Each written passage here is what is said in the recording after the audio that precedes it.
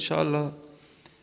كيما حكيت معناها يمكن السي جليدي بإلحاح معناها، والوضعية نتاع الجمعية مازلناش نخلوها في وضعية خايبة شوي. إن شاء الله ناقفوا الناس الكل، وزاد نثنوا السي جليدي على الاستقالة نتاعو كإطار فني. معناها يلزمنا نكونوا زاد قد المسؤولية هذه. الله غالب معناها شفت الوضعية نتاع السنة خاصة من ناحية النتائج ما كانتش في المستوى المأمول نتاع الناس الكل. ممكن هذا اللي خلى شوي غضب في الشارع الرياضي. تنجم معنا نذكروا شهاب الليلي على الخدمة اللي خدمها، لكن الله غالب في الكرة ساعات تخدم خدمة والنتائج ما تكونش في صالحك. ما ننسوش زاد الموسم اللي فارت يمكن البارة كانت عالية شوي بالخدمة اللي والناس خاصة النتائج اللي حققها سينيدال.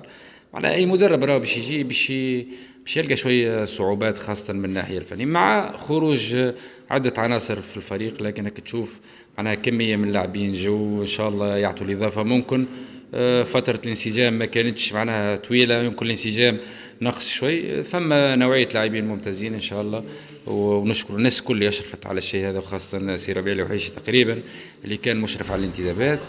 إن شاء الله في الأيام القادمة تتحسن الوضعية. زاد كيف زاد المسؤولين نتاع اللاعبين لازم يعرفوا يتحملوا مسؤولياتهم، ما خاطر اللي ترى الفني وحده ما ينجم يعمل شيء. ان شاء الله يظهروا بوجه مغاير على الوجه اللي عدوه في الفتره الفائته، وان شاء الله ربي يوفقنا.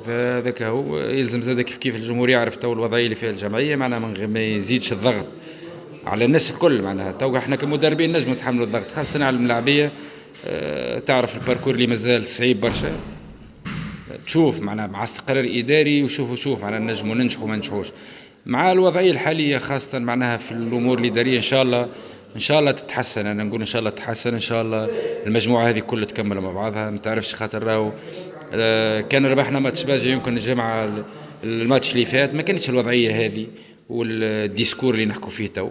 الله غالب تو اللي حصل ان شاء الله الناس كل تحضر ماتش قفصه، وماتش قفصه يمكن يعطي روح اخرى وانفي اخرى للناس الكل، حتى السي جليدي والاداره اللي معاه ان شاء الله.